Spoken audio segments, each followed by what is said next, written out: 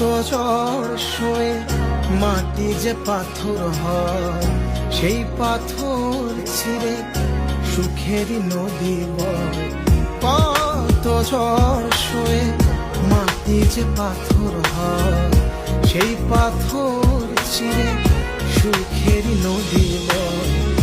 নদীটা দেখে সবাই